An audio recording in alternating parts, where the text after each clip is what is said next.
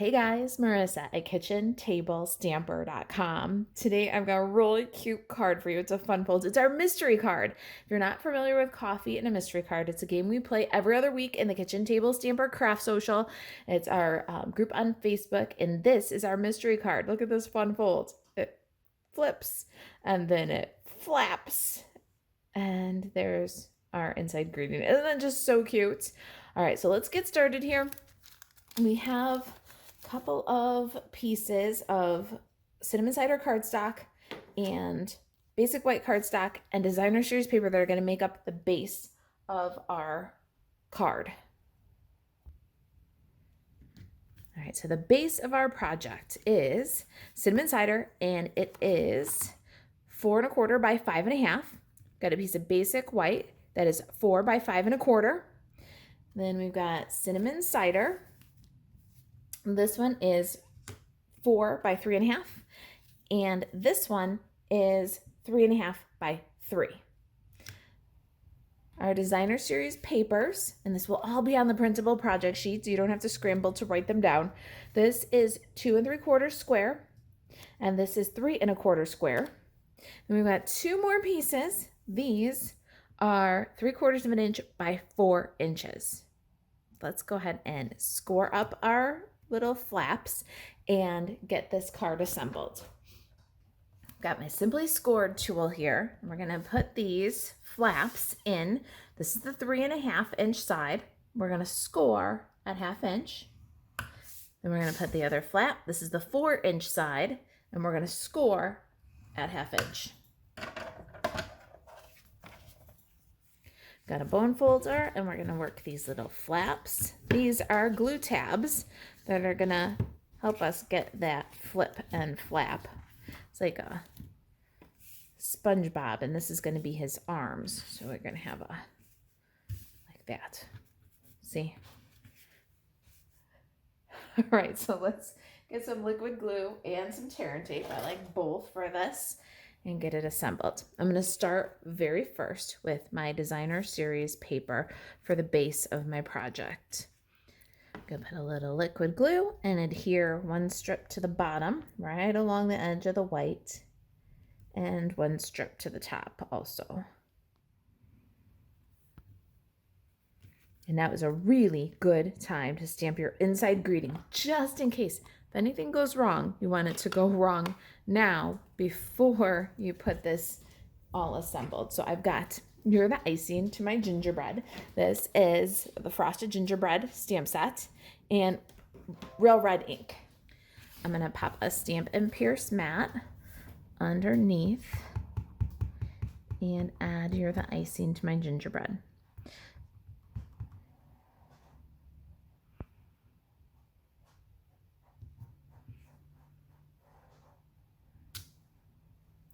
Isn't that beautiful? I love that font. What a great stamp. All right, let's slide the ink pad aside. We're going to need it some more, but no sense in risking putting our project in it. Now we've got our 2 little flaps. Let's add some tear and tape adhesive on to the inside of both of these flaps. See where we're going with this? I'm going to use my Take Your Pick tool and remove the liner here, one side at a time. How I want to do this is I want to center it so that there's an equal white border on the top and the bottom. And then I'm going to wrap this around and slide until the fold is right against the edge. Then we can burnish that down. Now we're going to remove the adhesive from our smaller flap. Going to do the same thing. We want this to be centered so that there's equal cinnamon cider top and bottom. Then we're going to fold and slide until the edge of the white cardstock is in the fold of the cinnamon cider, and then burnish that down. Now we can take liquid glue again and adhere the liner to our card base. All right, we're going to just center this one so there's an equal cinnamon cider border all the way around. Open up and burnish.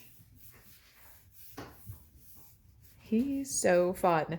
All right, now in this flap, we've got our 3 1/4 inch square. Let's adhere that with liquid glue. Oh, that would be a pretty pattern to use too. What do you think? Should we give it a try? I think my cookies will get lost on it, but I do love that pattern.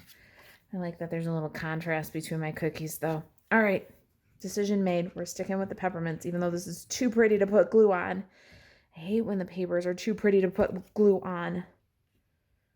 All right, center that. And then our next flap, got our little gingerbread paper, and we're going to center that in the smaller flap. Ha, so cute. I do love. Awesome. All right, let's slide this one to the side for just a minute, and we're going to do some die cutting here. I've got a scrap of cinnamon cider, a scrap of real red, and a scrap of basic white. Now, my real red is going to be for these little details on the peppermints. My basic white is going to be for the details on the cookies. So I've gone ahead and put some adhesive sheet on the back of these scraps. This is the Stampin' Up! Adhesive sheets. It's 6 by 12 inch sheets, and you just peel the liner, stick the cardstock scrap to the adhesive, and then you die cut the cardstock, and then it's peel and stick. It's fantastic for these little details. So I've already gone ahead and put the adhesive sheet on the back of the basic whites and the real red scrap. Got my Stampin' Cut and Emboss machine here, and the dies from the gingerbread dies, and we are going to lay out, do as many of these as we can in one pass. So I've got my basic white. I'm going to add my icing details for my cookie, and then got the little circles for the peppermints. We're going to put those in wherever we can. We need 6 of them. So this is a great way to use up all the self-adhesive scraps, you see. Don't let any of that go to waste. And then our real red. And then the peppermint details. This is going to require 2 passes through because there is only one of the large details and one of the large circles. But that's okay. When you see how cute these are and just pick and stick, you'll be all right with that. And my cinnamon cider, and on the cinnamon cider, I'm going to put the base shape for my cookie. All right, let's give this a crank. The nice part about these is with the adhesive sheets on the back, they seem to just lift the dies off. They're still cut all the way through, but nothing really wants to stay in the die. It's a little bit thicker, I guess. I don't know, but really, really nice. Cuts beautiful, and then that little detail is just going to be peel and stick. We're going to need one more of this largest detail and one more of this largest circle. So let me reset that. And I'm reset for those next 2. And this card has 3 different cookies, and they're iced, so 3 different shapes. And I went ahead and did the other cookie shapes and details ahead. Let me move this out of the way and I'll show you. So here's our snowflake and our bell. Here's our ornament. Let's go ahead and adhere that one. So the thing I love about this adhesive paper is you'll see this delicate little shape, and it's got all those little bits to weed out. What I'm going to do is I'm just going to run my thumb along the side of the ornament here, and you'll see that the release papers come away. Then I'll peel the cardstock, kind of just rolling it a little bit as I go. And what you'll notice is there is most of that little details that you'd normally be brushing out or picking out. The rest of them are just going to be an easy removal, And there's only about 5 or 6 little pieces that we need to weed out instead of having to brush or pick that whole image. Now we've got it all weeded, and we'll just bring it to our cinnamon cider base. And it's self-adhesive, so just burnish down and get good adhesion. Isn't that great? We're going to do the same thing with our candies. We've got 6 candies, 2 each of 3 sizes, and these are all peel and stick also. So just run the side of your thumb along it. There's no need to, poke at it or prod at it. Like here, I don't have fingernails. You don't need fingernails. Just use the side of your thumb, and then we'll line this up. Peel and stick, no gluey mess. Super simple for the little candies. All right, I'm going to assemble the other 5 candies. All right, last one. I'm just going to peel and stick. And aren't they beautiful? The peppermints, the cookies, the gingerbread die set is just such a beautiful collection of cutting tools. And with the adhesive sheets, you can get amazing results. Super simple. Cut, peel, stick. I love this set. Let's bring our sample back in and our project. I did some die cutting ahead of time to finish off our project. A little bit of punching too. For the outside of our card, I've got a 1 7/8 inch circle from Basic White and a 1 15/16 inch scallop from Real Red. And then from Old Olive, we've got that medium swoopy square from Hippo and Friends. That's for the outside flap. For the inside flap, we did some punching. Got the rectangle postage. We cut that from Basic White. And from Old Olive, we got our swoopy square punch. This is Label Me Lovely punch. I'm going to slide everybody aside just a little bit, grab my Stampin' Pierce mat once again, because we've got a little more stamping to do with the frosted gingerbread stamp set. We're going to have an outside greeting, wishing you a Merry Christmas, an inside greeting, sending peppermint kisses, and an inside greeting, you're the icing to my gingerbread.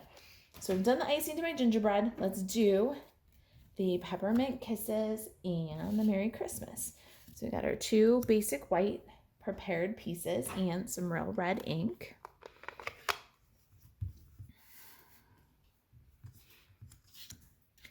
And wishing you a Merry Christmas is going to go on the circle for the outside. A little bit low of center, so we have room for a pretty sheer bow. And sending peppermint kisses for the inside. That's going to go centered on our postage, rectangle postage stamp.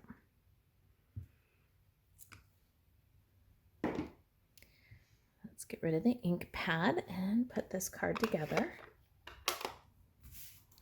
Got wishing you a Merry Christmas and that red scallop layer. Let's adhere those together.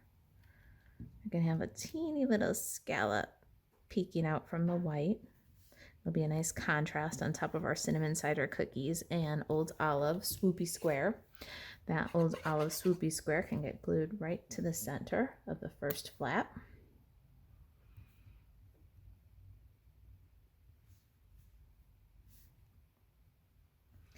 Okay, well my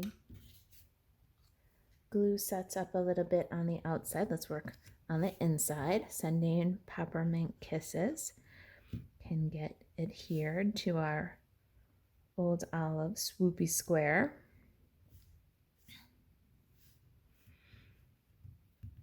So cute. Might as well slide aside, open up, and let's do that inside panel. Can adhere, sending peppermint kisses. It's going to be up a little low of center and far right of center. And then our bell-shaped cookie. It's going to go off the corner here. Don't cover your greeting. And now some of our peppermints, and you remember we used the scrap of the peel and stick, so just pick and stick. That's the largest and the smallest one for inside here.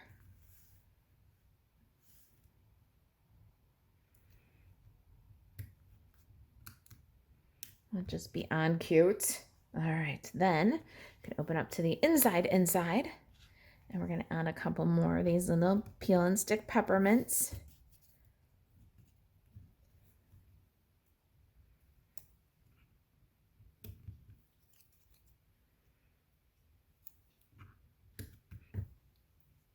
All right, inside, and now let's finish up the outside of the card.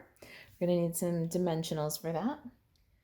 Got a standard 1/4 inch hole punch here. It's a little Fiskars one. You could use whatever you've got for office. It's a standard size, or your Fiskars craft one, your retired Stampin' Up one if you have it. Got the sheer red ribbon.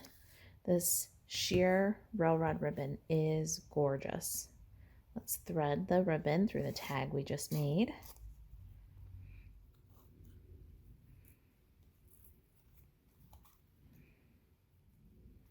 Make a pretty sheer loopy bow, and let's trim away the excess. Next, that ornament cookie that we just built. Let's add some liquid glue. We're going to put that one in the corner, but not past the fold. Do you see this fold right here? You got to be careful of this fold. It's not the edge of the card. It's about 1/8 of an inch in from the edge. So add your little ornament, but don't let it extend past the fold. And then your snowflake, it's going to go off the edge. So be careful where you put your glue. Don't want to glue your card closed. Only on maybe 3 of the little arms here.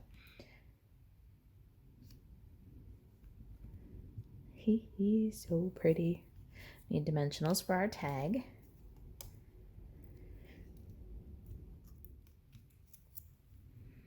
Center that in the old olive swoopy square. Level your greeting. And now our peppermints.